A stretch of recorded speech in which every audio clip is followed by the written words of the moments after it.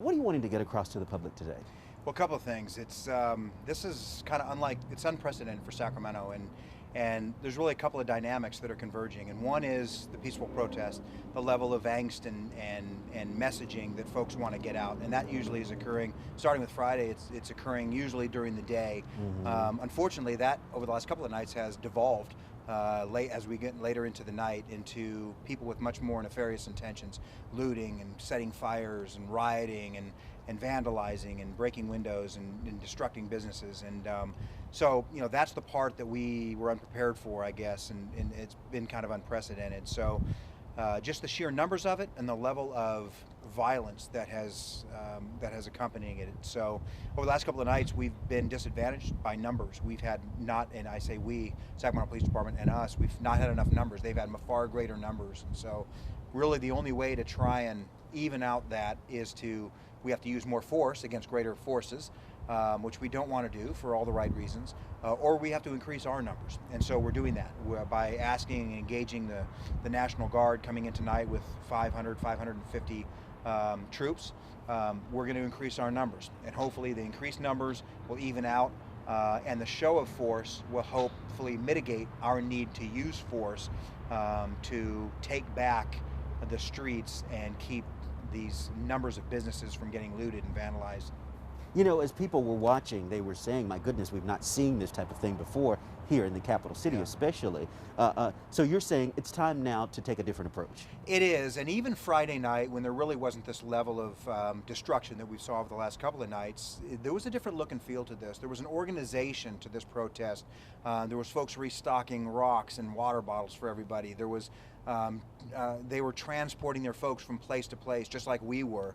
They were using encrypted and other communications that we couldn't monitor. We were trying to use whatever intel sources we could against them. They were doing the same to us.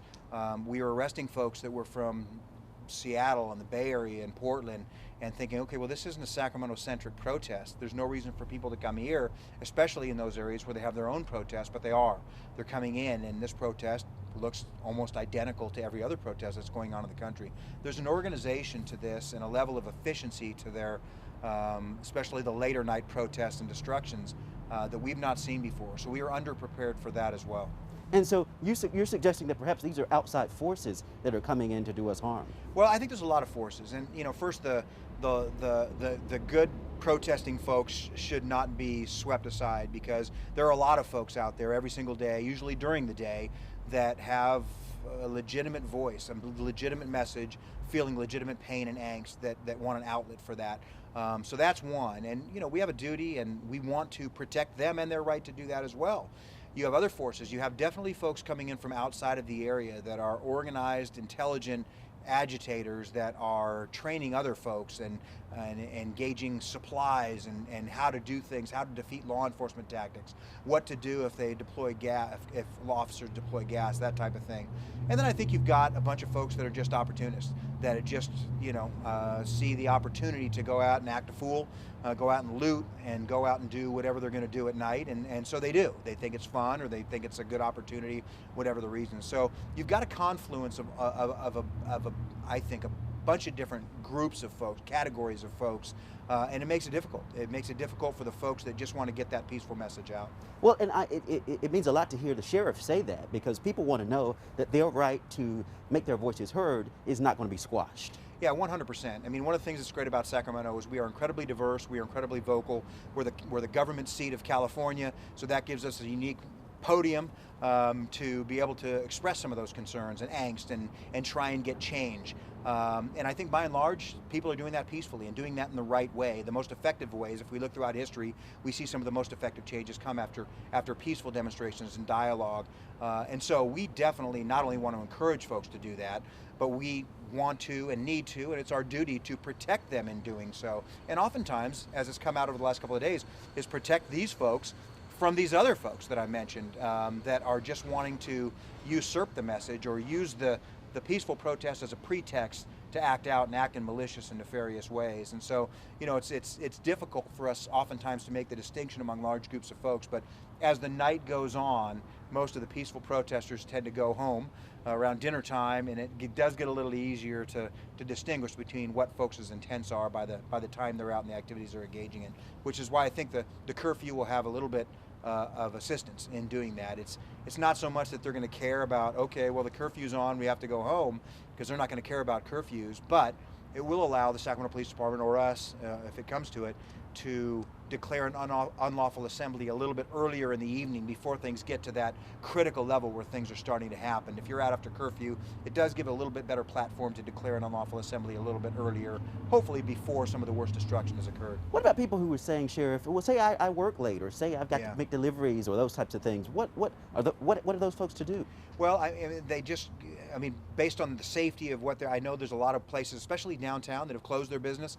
You know, fortunately we have a model for that, because most of them have been closed over the last couple of months. And so even though we were supposed to have this grand reopening of Sacramento this last couple of weeks, we're just, you know, most folks in those areas are shutting down. But there are folks, janitorial, custodial folks that work at night in buildings, for example, that are open during the day. They're just gonna have to make that decision for themselves. If they can go to work safely, they're not going to be hassled by the cops or turned around.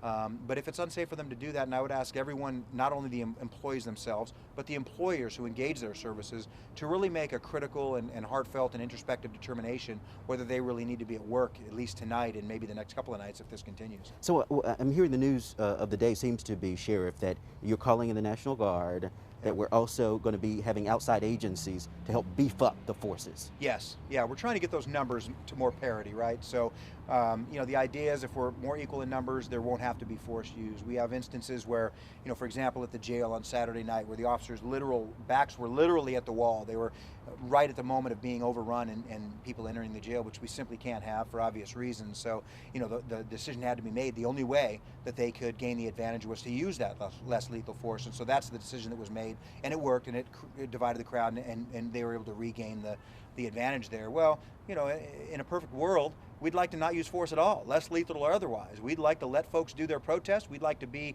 a guardian force for their safety, as well as the safety of businesses and other law-abiding folks. But unfortunately, especially over the last couple of nights when we've seen this unprecedented level of violence and activity, you know, we're going to have to use force. So we're hoping that the greater numbers, plus the extra show of force of the National Guard, will enable us to quell the worst of this, the looting, the vandalism, the fires, and the graffiti, while still maintaining the best of it. What do you make of this moment, Sheriff, where people are saying Black Lives Matter?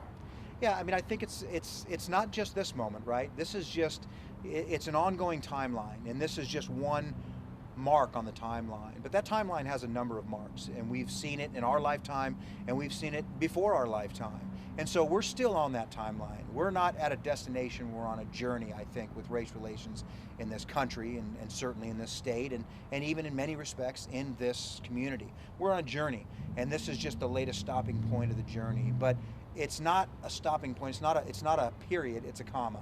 It's a pause, it's a blip in that timeline, and I think if nothing else, this tells us that we still have some work to do, that we still have some dialogue to do, that we still can be better. One of my personal mantras, it's on my personal challenge coin, is there's no best, only better.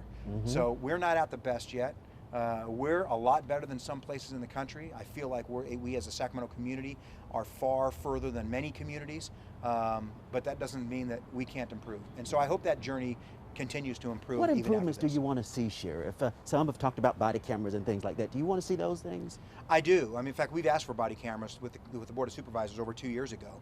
I put a proposal in front of them. So we desperately want body cameras. Video camera is great for everybody. Right, for both sides, right? I mean, sunshine is the best antiseptic, right? And so the more we can see, it gives us it doesn't always tell the whole story. It doesn't even tell oftentimes a true story, but it's a great additional piece of information to tell the story. And so we have in-car cameras, we have other cameras, and obviously surveillance cameras are everywhere now, but it's no substitute for having those body cameras. So yeah, we definitely are. And in fact, we're working with the NAACP right now. They're trying to get us body cameras as well. So I've been unsuccessful so far getting the funding from the Board of Supervisors for that, but we definitely want body cameras, and we stand ready to to deploy them when and if that gets approved. So maybe in this moment, that might be something they can help you get, you know? I certainly hope so. I certainly hope so. You know, oftentimes it's finding the right person to make the ask. And maybe at this moment in time, because of this moment in time, you know, maybe that's one positive outcome that can come out of it. And I certainly hope so. Only other thing I can ask you, Sheriff, you know, everybody will point to the 14-year-old that was, you know, had that unfortunate incident happen with him, the person who was kind of kicked in the back and those types of things. They say we have our own local cases, you know, that are on people's minds. What do you say to the community about police and officers and deputies and the use of force and what needs to change? Something needs to change, right? Well, you know, we have changed, right? And so I mean, again, there's no best, only better. So I won't say we're at the destination yet, but I think we're in a lot better place than we were. In terms of, you know, race relations, we've got youth services unit. We're making long-term investments with the youth in our community, in many cases the underserved communities, to try and make that investment early on. So not all the experiences that young people see with law enforcement involved are negative.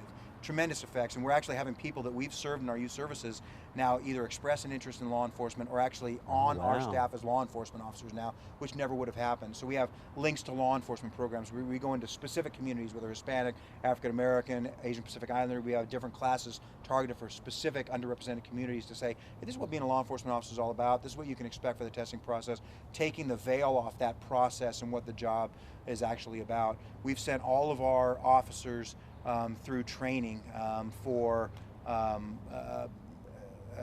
training for, I'm trying to think implicit of the name. Bias? What's implicit bias? implicit bias training. Thank you. So we've sent all of our officers through that. Everything we do is with procedural justice in mind. So we have those principles are inherent in all of our policies and procedures that we engage in. So, you know, all this stuff didn't really exist 10 years ago. So we didn't have any of it. We may have wanted it, but we really didn't know how to articulate what we wanted. We just knew we wanted to do something different. And so we have come a long way in the last decade. And again, we're on a journey ourselves. And so we're in a lot better place than we were 10 years ago, but hopefully 10 years from now we'll be in an even better place than we are today.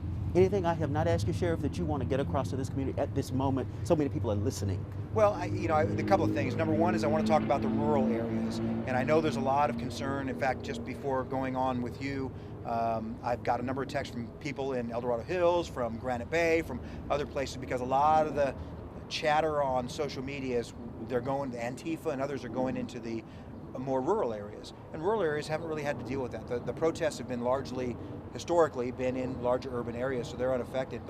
And we don't know to what extent that it's legitimate that their threats are going to go into more rural areas like Wilton or Rancho Murrieta, but it's out there.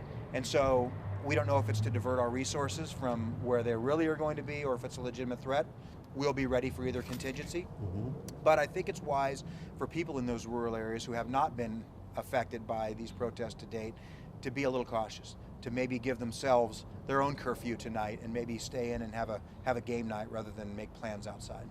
Wow. And you're saying it's just a precaution? You're saying just a precaution. And I think it goes along, just be alert, right?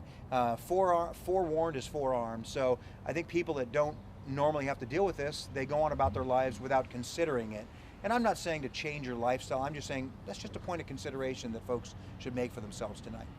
Thank you so much, Sheriff. Of course. Chris, may I ask a question? I'm just curious, you had mentioned that there were folks from out of state.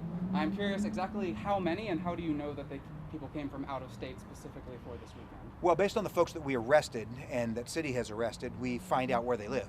So on the folks that are out that we don't arrest and don't have contact with, it's difficult for us to know. But the folks that we do arrest, we do get the address of where they're from, and we have found that many of those folks are from out of the area. So clearly not all of them. This is a lot of homegrown activity right here. I'm not suggesting that everybody who's looting, setting fires, and vandalizing are from out of the area, but certainly some are.